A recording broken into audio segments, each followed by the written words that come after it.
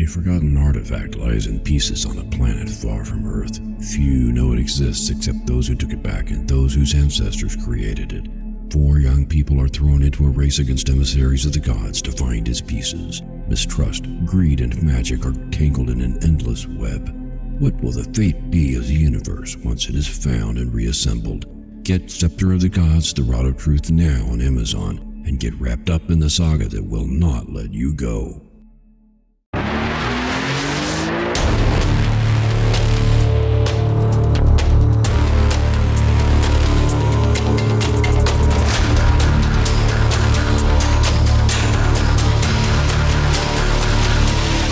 Good morning and welcome to the Motivational Devotional, where we are merging motivation and spirituality to create a daily dose of confident positivity. I hope that this morning's podcast will help you to be more spiritually and positively motivated so that you can transform your day. Everybody creates something. Are you a crafting person, somebody who makes things like jewelry or woodwork, resin artwork, paints, anything like that? Maybe you're more of a performing artist who sings, plays an instrument, or works behind the scenes, or is maybe a producer or editor, camera operator, audio engineer, makeup artist, something like that. Well, even if you feel like you're not any good at any of those creative pursuits, and maybe you say, no, that's not me, I can't do anything artistic. Maybe you're a teacher or an accountant or an emergency responder or an engineer or programmer, but you still create something. You create every day, even if it is not something to watch, listen to, or hang on the wall. Some of you create spreadsheets. Some of you create medical documentation.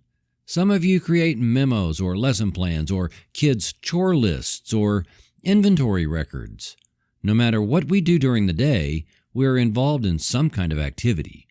If you cook your own food, you create a meal.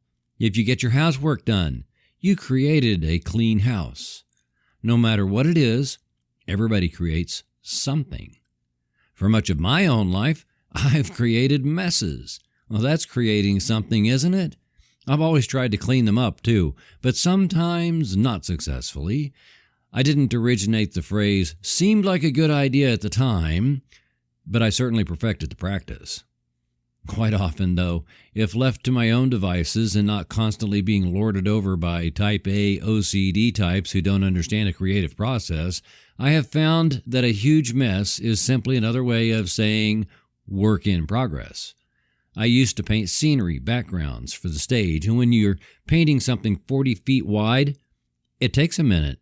People would wander in and inspect as if they knew what they were looking at, and then they would ask, "What is it?" I would tell them, and they would say that it didn't look like it, to which I would reply, "It isn't finished yet." During that creative process, I would have cans of paint all over the place, different kinds of brushes here and there, tarps, and it would look to just about anyone as if I was playing in the middle of a huge mess. If I had left it like that for some reason, yes, it would have been a big mess, and it would not have looked like it was supposed to look.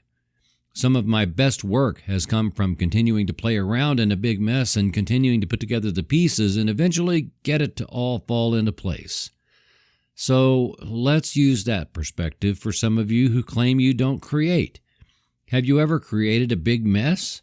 Or maybe you've been the type A OCD type lording over someone else who was creating a big mess. Oh, just kidding. Sort of, but maybe not really. Maybe you think you don't create because you haven't yet learned to recognize what a creative process looks like. Maybe you're too busy being OCD and trying to make sure everything is constantly neat and tidy, and you should check that off for a minute, relax, and realize that what you're working on, or what an employee or coworker is working on, is similar to your 5-year-old doing finger painting, and you could let that play out and see what the universe is really trying to do. Through you, or through them.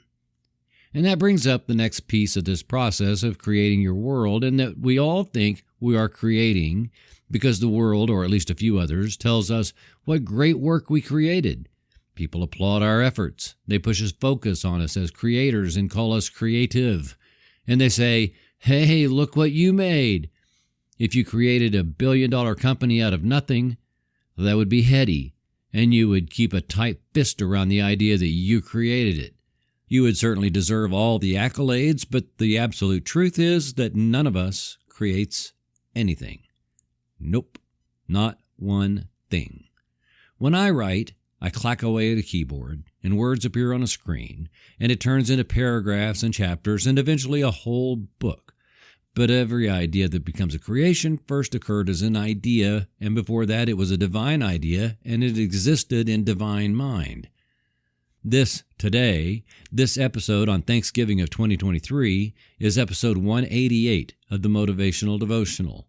I wrote all these, but I also realize that they have each been something that the universe expressed through me into creation so that eventually you could come across it and listen to it. Every single thing that ever gets created comes from the universe. So when we say that a person creates their world, actually the universe creates your world through you. You say, "No, that was my idea." But where did it come from? You thought it up? All by yourself? Can you definitively, without a shadow of a doubt, prove that your mind invented whatever that idea is without any inspiration or gift from the universe? Is it really such a big deal to give credit to the universe for the things we create? One thing I take away from Zen is this idea of a big I as opposed to little I. The big I is the universe, and without big I, there is no little I. In fact, there is only big I. And we create problems for ourselves when we start thinking that little I is somehow separate from big I, and that we don't need big I. Who I am is not independent from the universe, not independent from big I. Who I am is an extension of that big I. Or in other words, I am an expression of the universe in this human form. And then all that I create is an extension of me, which is an extension of big I. We can clean up a lot of our problems if we just realize that we don't exist separately from the universe, and what we create does not exist separately from the universe, nor does any of it exist separately from us. As you create your own world, realize that you are a creator of something, if only a creator of your circumstances, and a creator of how you relentlessly pursue your dreams and your goals. Remember that your ego is a wonderful servant, but a terrible master, and that you do create your own world as an extension of the universe, that big I. Don't be attached to it, but care for it like a newborn baby. Through your creative process, you will know that all of creation is conspiring in your favor. Trust that the universe always has your back. Shunju Suzuki said, "When we forget the fundamental source of our creating, we are like children who do not know what to do when they lose their parents." Thank you for taking the time to listen today.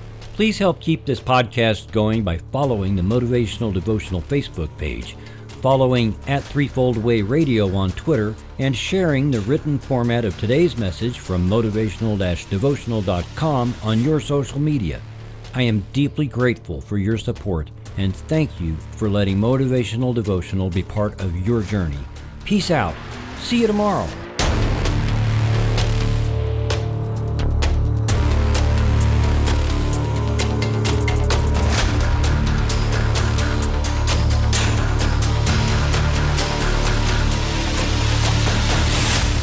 Motivational Devotional is a production of Threefold Way Radio, LLC.